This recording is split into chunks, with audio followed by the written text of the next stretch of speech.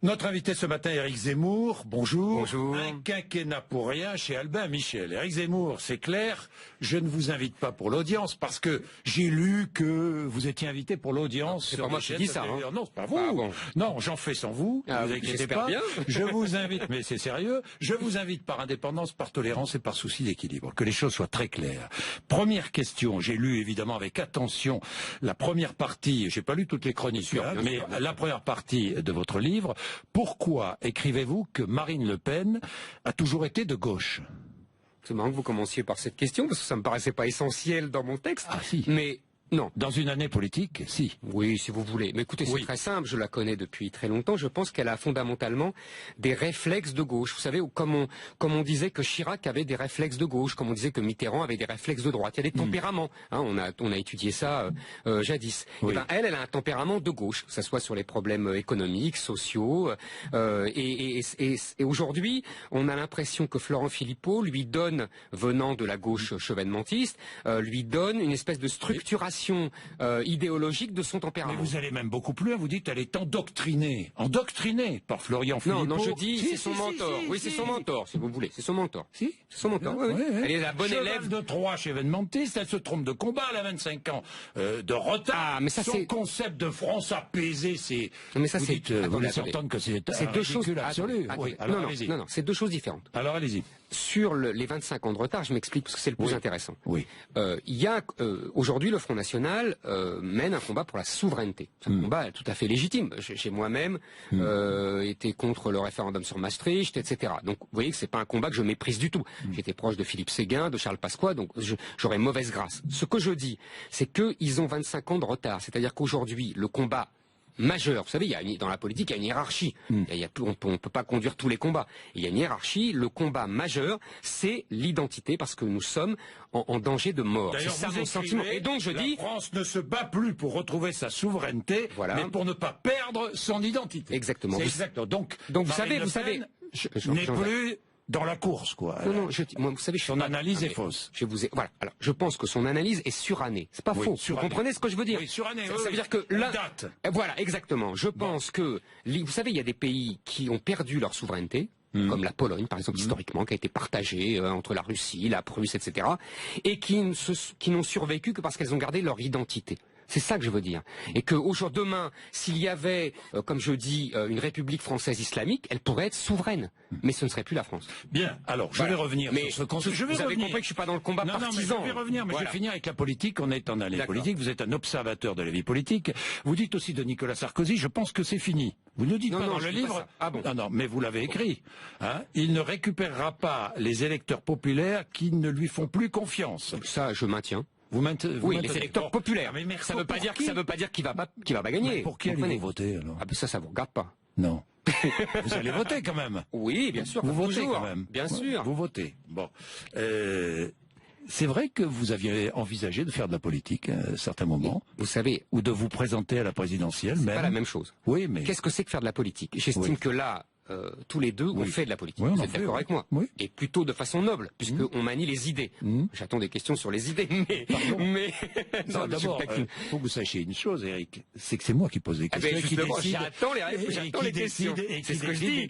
J'attends les questions. Très facile. Mais absolument. Deuxième. Alors, donc la politique. La politique, je pense que j'en fais de la politique. Je manie les idées, je défends des convictions. C'est faire de la politique. Après, il y a la politique partisane, la politique, l'action politique. Je suis toujours resté un peu en marge. Je pense que mon combat à moi, vous savez, j'ai lu cet été parmi pas mal de livres, le dernier livre de Marcel Gauchet.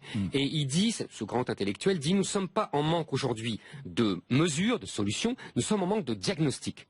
Eh ben, ce que j'ai essayé de faire, c'est de poser un diagnostic. Donc 8% à la présidentielle, paraît qu'il y avait un sondage. C'est vrai ou faux ça? Non, je sais pas. Non, c'est vrai. Il y a eu des sondages.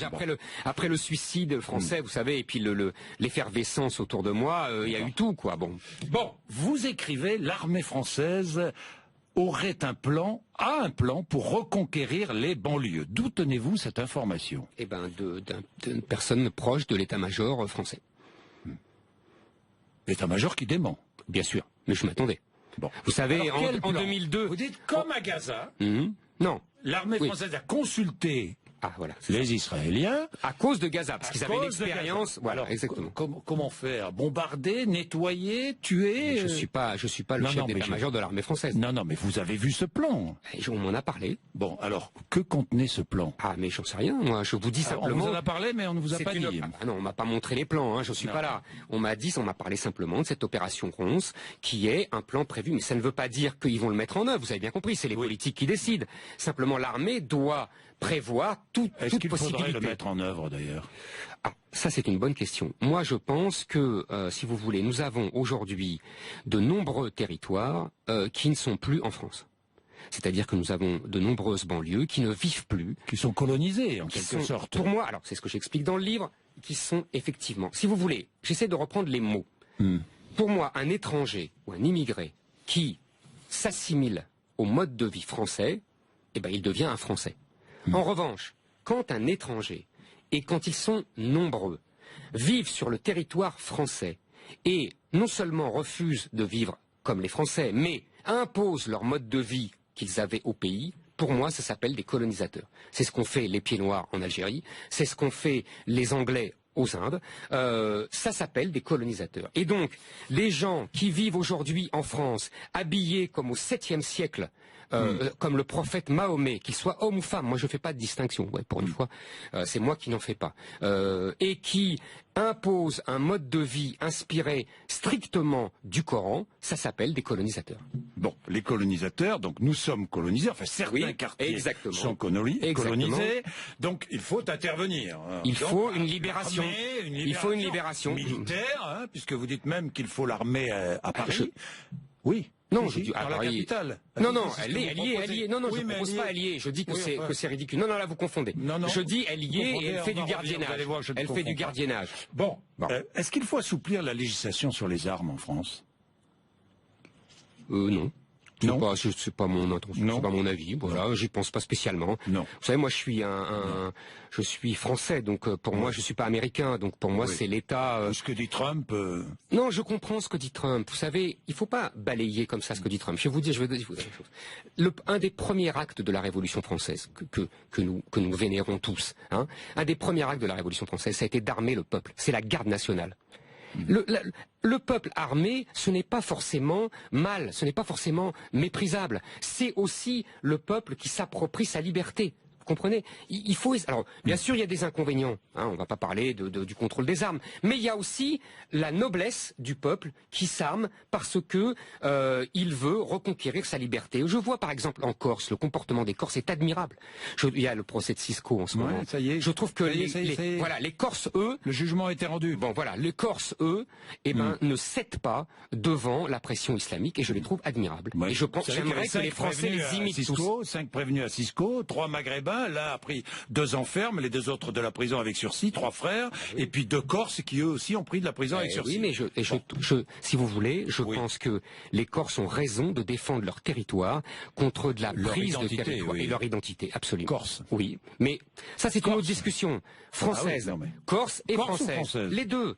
Les deux, ça me gêne pas si c'est dans le cadre de la France, vous comprenez? Bien. Pour sauver la France, vous écrivez, il faut abolir les droits de l'homme et du citoyen. Non. Si. Non. C'est abolition des droits de l'homme et du citoyen. Non. Bon. Ah, excusez, je sais ce que j'ai écrit. Je vais répondre. Nationale. Oui. Résistance. Non. Réinstaurer des discriminations entre Français et étrangers. Oui, là je dis oui. Redonner au christianisme la primauté sur la société. Culturelle, oui. Culturelle. Désigner l'ennemi, l'islam. Oui. Oui. Décréter l'état d'urgence. Il est déjà décrété, c'est ça. Mais vous le dites quand même. Ouais. Vous le dites.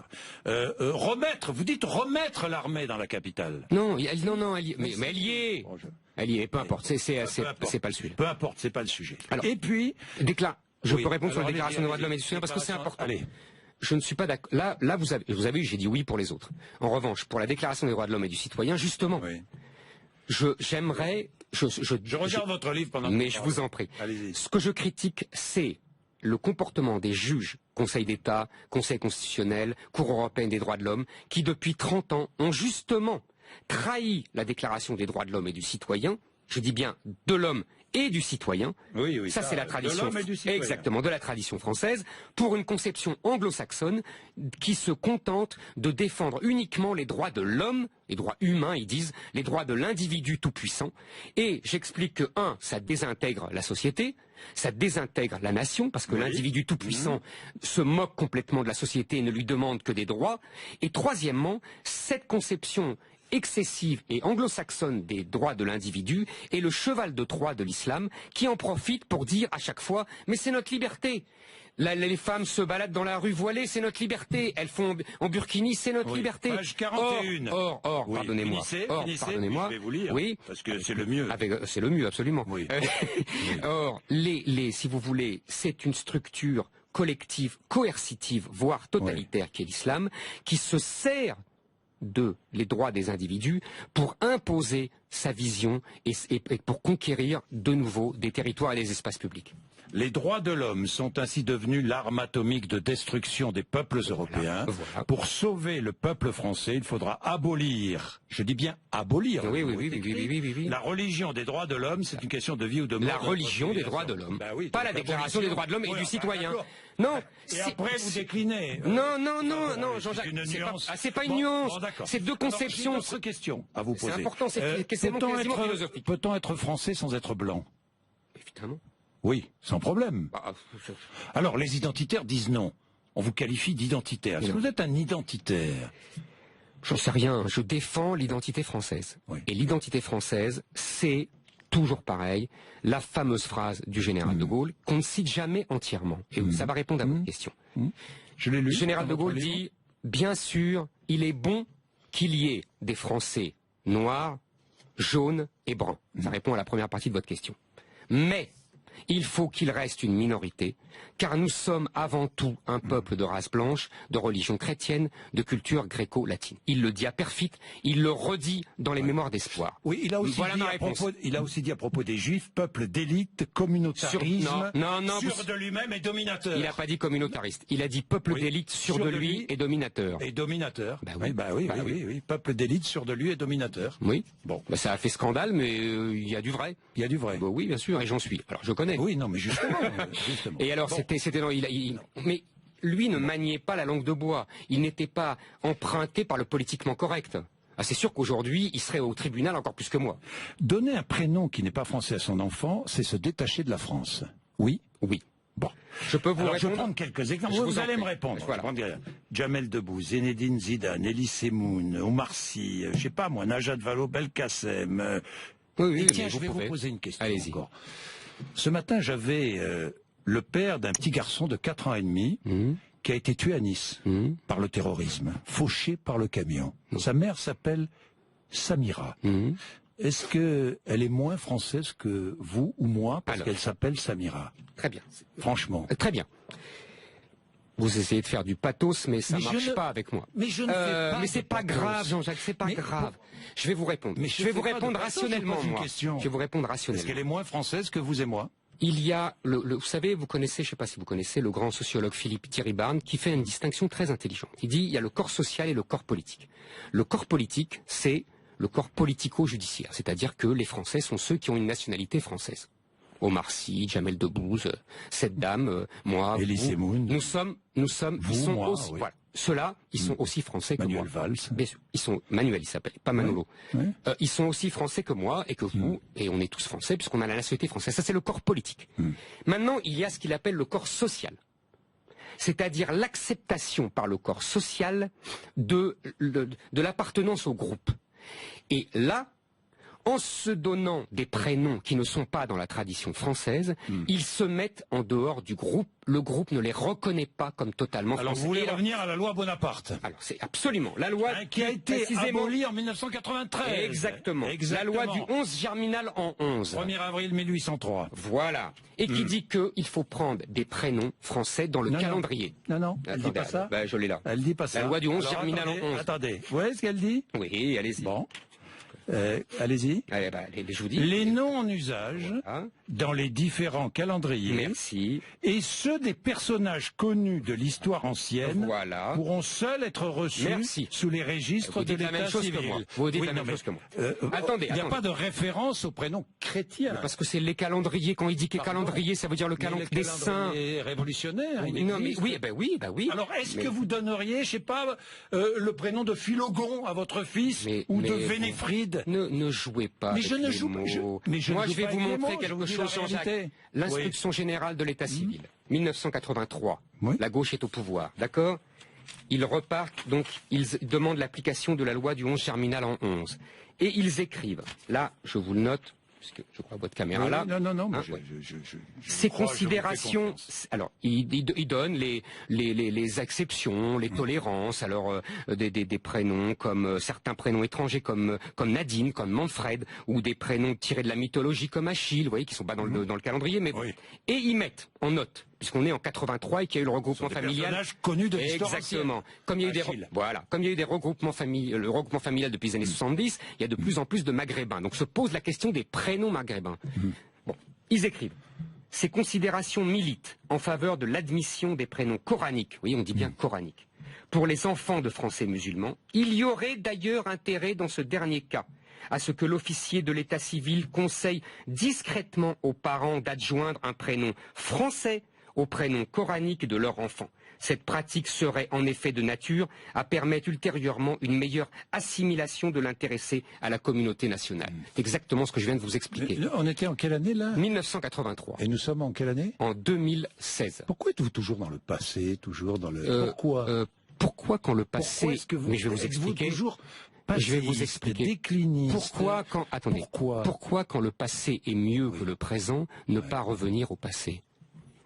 La France des années 60, 70, encore 80, elle intégrait 1 milliard de fois mieux qu'aujourd'hui. Elle était 1 milliard de fois plus heureuse qu'aujourd'hui. Elle n'était pas angoissée par un grand remplacement, une invasion, une substitution de population, une guerre civile. Donc excusez-moi, quand le passé est meilleur, moi je préfère revenir au passé. Nous avons, puisqu'on parle du passé, nous avons eu un président de la République qui avait un prénom étranger. Oui, Sadi Carnot. Oula. Mais oui, Sadi Carnot. Vous nous ramenez loin.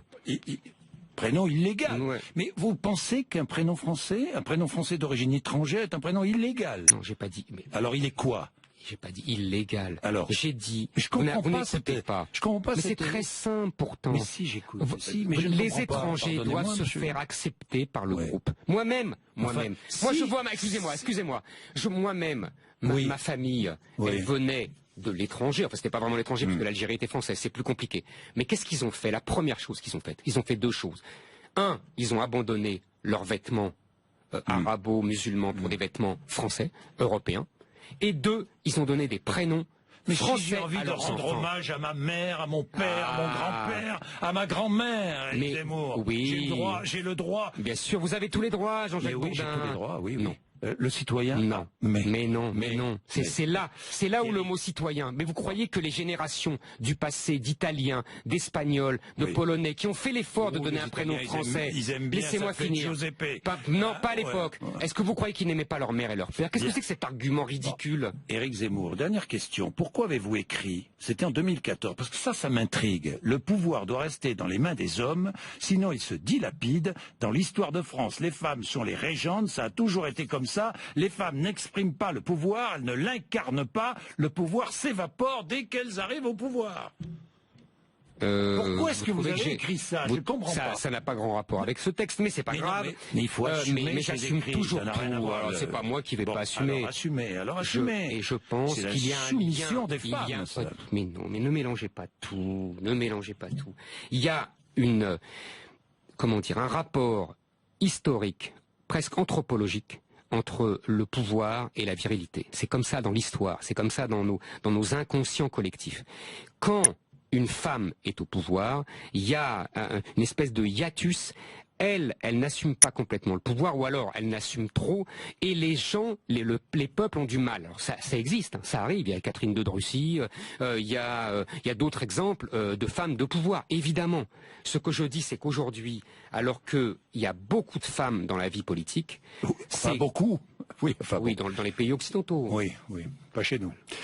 et un peu moins chez nous, parce que justement, ça serait intéressant comme discussion, c'est parce que je pense que la France est le dernier pays à croire encore, un peu naïvement, à la politique et au pouvoir.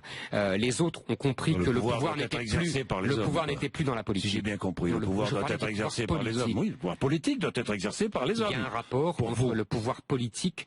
Non, quand il y a des femmes qui sont au pouvoir politique, elles peuvent très bien l'exercer. Vous faites semblant de pas comprendre. Mais non, je dis qu'il y a un rapport. On dirait les intégristes religieux qui soumettent leurs femmes. Non, vous êtes extraordinaire, vous ressemblez. Mais vous êtes dans l'amalgame. Je suis pas dans l'amalgame. Je suis dans la réalité. Pas du tout. Pas du tout. Il y a, vous savez, vous devriez lire les dernières pages de Triste Tropique de Lévi-Strauss. Et il explique très bien comment l'islam n'enferme pas seulement ces femmes. Elle enferme tout ce qui est autre. Les femmes et les non-musulmans. On réduit toujours aujourd'hui à un rapport avec les femmes. Ça n'a rien à voir. Moi, je ne suis pas pour la soumission des femmes et pour l'enfermement des femmes. Je suis désolé, je suis occidental, européen, français. Et depuis le Moyen-Âge, les femmes n'ont jamais été enfermées et n'ont jamais été soumises. Tout ça, c'est un mythe. Elles ont mis du temps à pouvoir voter. Ça n'a rien à voir. Bon, elles ne votaient. Vous savez pourquoi elles n'ont pas voté? Vous savez pourquoi c'est la République qui ne leur a pas donné le droit. Et vous savez pourquoi? Parce qu'à l'époque, les femmes étaient très proches des curés et de l'Église qui voulaient la restauration de la monarchie. Et donc, si elles avaient voté, on aurait eu la monarchie. Et vous auriez eu un roi, Jean-Jacques Bourdin. Alors arrêtez de jouer le progressiste sur mon dos. Non, je ne suis pas progressiste particulièrement. Je suis avec vous. Et je vous remercie d'être venu nous voir. Et je vous remercie de m'avoir invité. Merci sur RMC BFM TV. Un quinquennat pour rien. C'est chez Albin Michel.